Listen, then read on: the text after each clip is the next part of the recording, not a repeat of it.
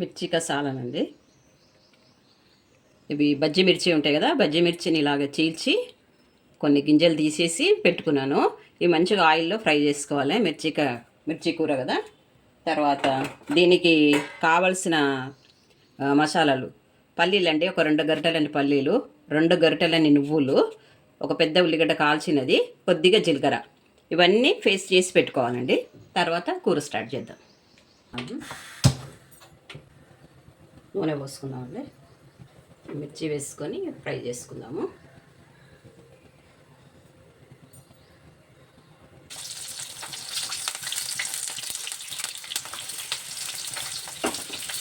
ఈ విధంగా కాలినాక తీయాలండి.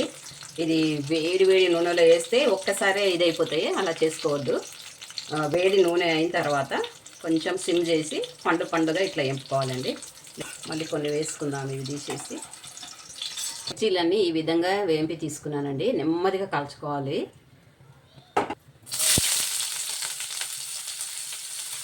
ఉల్లిపాయ వేసి 2 పచ్చిమిర్చి అండి, ఎక్కువ వేయద్దు ఎందుకంటే అది మిర్చి కసాలం కదా. 1/2 స్పూన్ పసుపు, కొద్దిగా అల్లం వెల్లుల్లి పేస్ట్ వేద్దాము. పల్లీలు, నువ్వులు, జీలకర్ర పేస్ట్ అండి. ఇది ఇందాక చూపించాను కదా, పేస్ట్ చేశాను.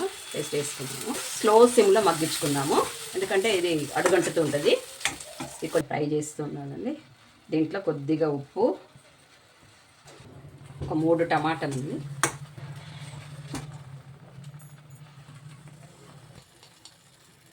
కొద్దిగా కారము.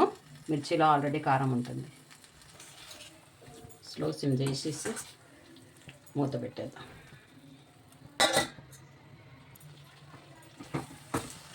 మసాలా అంతా ఉడికిపోయిందండి. కొద్దిగా చింతపండు వేసుకుందాం. కలిపేసి మూత పెడదాము. మూత పెట్టేద్దాం. ఉడికిందండి. చింతపండు పోసినాం కదా, ఉడికిపోయింది. ఇప్పుడు మిర్చి వేసుకుందాము.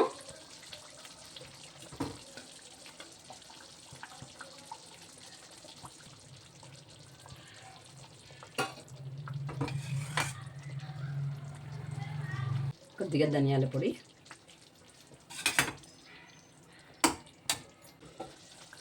చూద్దామండి. కొత్తిమీర వేసుకున్నాము.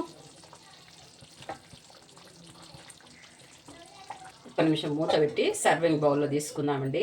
కూర అయిపోయింది. మిర్చి కర్రీ సర్వింగ్ బౌల్లోకి తీసుకున్నాను. వేడి వేడి మిర్చి కర్రీ, మసాలా మిర్చి కర్రీ రెడీ అయిపోయింది. అలాగే మా ఛానల్ని లైక్ చేయండి, సబ్స్క్రైబ్ చేయండి.